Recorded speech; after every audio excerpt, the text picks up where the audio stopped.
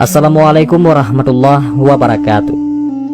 Pada zaman Rasulullah SAW, ada seorang pemuda bermata biru, rambutnya merah, berpenampilan cukup tampan. Wajahnya selalu melihat pada tempat sujudnya, dan tangan kanannya menumpang pada tangan kirinya. Pemuda ini tidak pernah lalai dari membaca Al-Quran dan senantiasa ia menangis.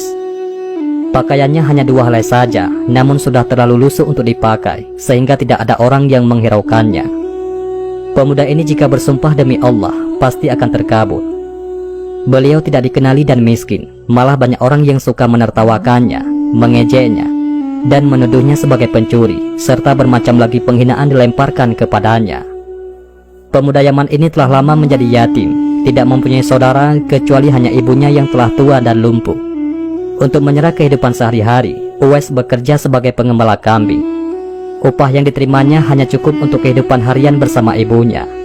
Jika ada uang lebih, beliau akan membantu tetangganya yang hidup miskin dan serba kekurangan seperti keadaannya.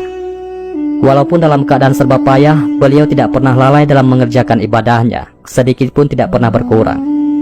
Sepanjang hidupnya, beliau melakukan puasa di siang hari dan bermunajat di malam harinya. Akan tetapi hanya satu permintaan yang sulit ia kabulkan. "Anakku, mungkin ibu tak lama lagi akan bersamamu. Ikhtiarkan agar ibu dapat mengerjakan haji," pinta sang ibu. Mendengar ucapan sang ibu, Uwais Al-Qarni pun jadi termenung. Perjalanan ke Mekah sangatlah jauh, melewati padang tandus yang cukup panas. Orang-orang biasanya menggunakan unta dan membawa banyak perbekalan. Lantas, bagaimana hal itu dilakukan Uwais yang sangat miskin dan tidak memiliki kendaraan? Maka dibelilah seekor anak lembu yang harganya cukup murah. Uwais membuatkan kandang di puncak bukit. Setiap pagi ia bolak-balik menggendong anak lembu itu naik turun bukit. "Uwais sudah gila, Uwais sudah gila," kata orang-orang yang melihat tingkah laku Uwais Al-Qarni. Banyak orang yang menganggap aneh apa yang dilakukannya tersebut. Tak pernah ada hari yang terlewatkan ia menggendong lembu itu naik turun bukit.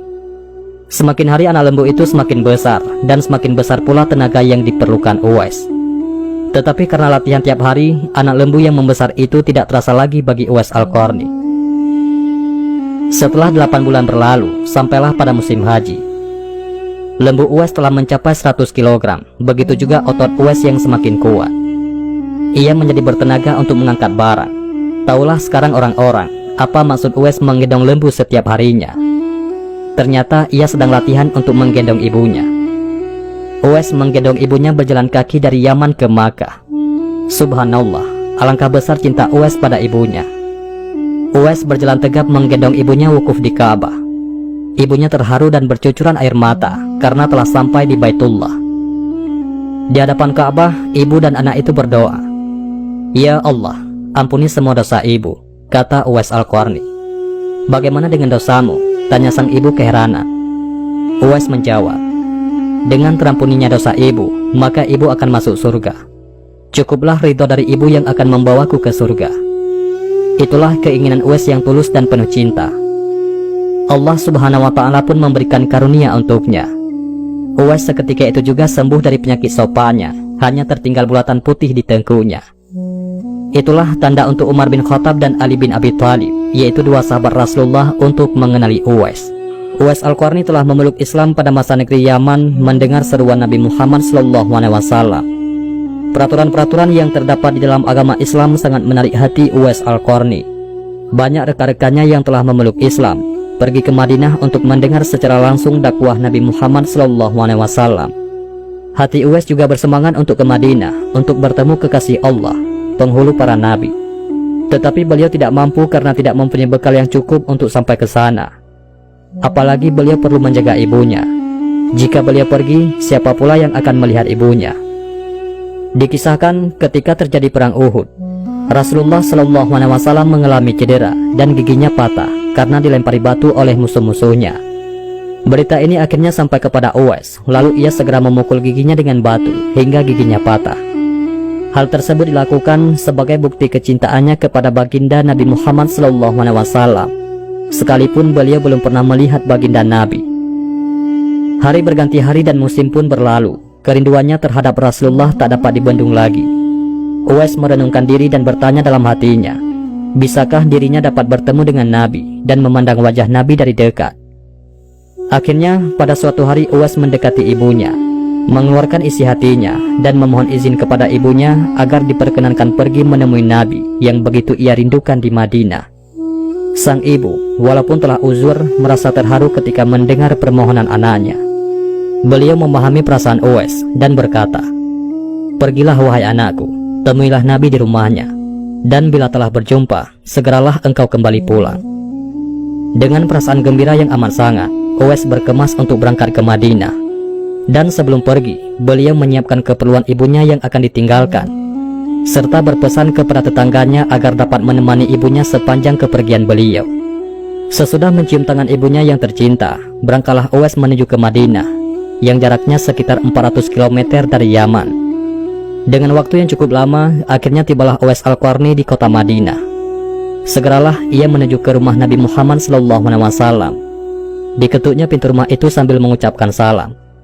Keluarlah Sayyidatina Aisyah radhiyallahu anha sambil menjawab salam Uwais.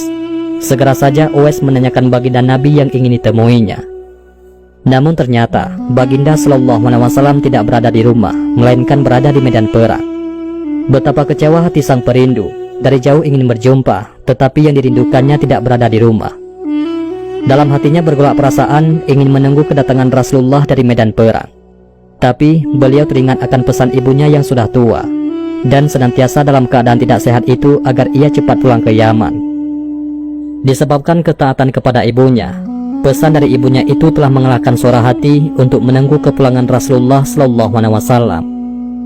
Ia akhirnya mohon pamit kepada Sayyidatina Aisyah radhiyallahu anha untuk pulang kembali ke Yaman. Uwais lalu menitipkan salamnya kepada Nabi Muhammad SAW dan melangkah pulang dengan perasaan hampa karena tidak dapat bertemu dengan kekasih Allah. Sepulangnya dari perang, Rasulullah SAW langsung bertanya tentang kedatangan orang yang mencarinya. Nabi Muhammad SAW menjelaskan bahwa Uwais Al-Qarni adalah anak yang taat kepada ibunya. Beliau adalah penghuni langit.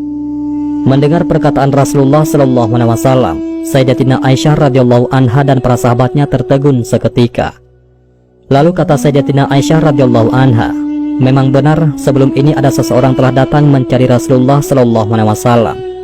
Tetapi orang itu segera pulang ke Yaman karena teringat akan ibunya yang sudah tua dan sakit, sehingga beliau bimbang meninggalkan ibunya terlalu lama.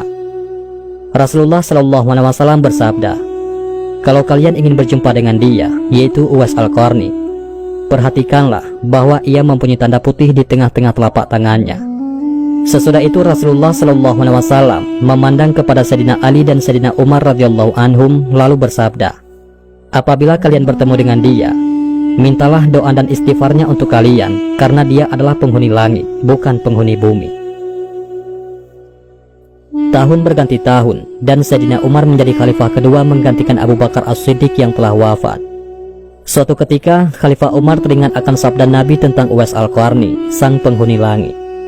Beliau segera mengingatkan sahabatnya, yaitu Sayyidina Ali, untuk mencari Uwais bersama-sama. Sejak saat itu, setiap kali ada kafilah yang datang dari Yaman, mereka berdua akan bertanya tentang Uwais Al-Qarni, apakah ia turut bersama mereka. Di antara kafilah-kafilah itu ada yang merasa heran, apakah sebenarnya yang dicari oleh kedua sahabat besar itu. Adapun rombongan kafilah dari Yaman menuju ke Syam silih berganti membawa barang dagangan mereka. Suatu ketika, Uwais Al-Qarni turut bersama rombongan kafilah menuju kota Madinah. Melihat ada rombongan kafilah yang datang dari Yaman, bersegeralah Khalifah Umar dan Sayyidina Ali mendatangi mereka dan menanyakan apakah Uwais turut bersama mereka. Rombongan itu mengatakan bahwa ia ada bersama mereka dan sedang menjaga unta-unta mereka di perbatasan kota. Mendengar jawaban itu, mereka berdua bergegas menemui Uwais Al-Qarni. Sesampainya di tempat Uwais, Khalifah Umar dan Sayyidina Ali memberi salam.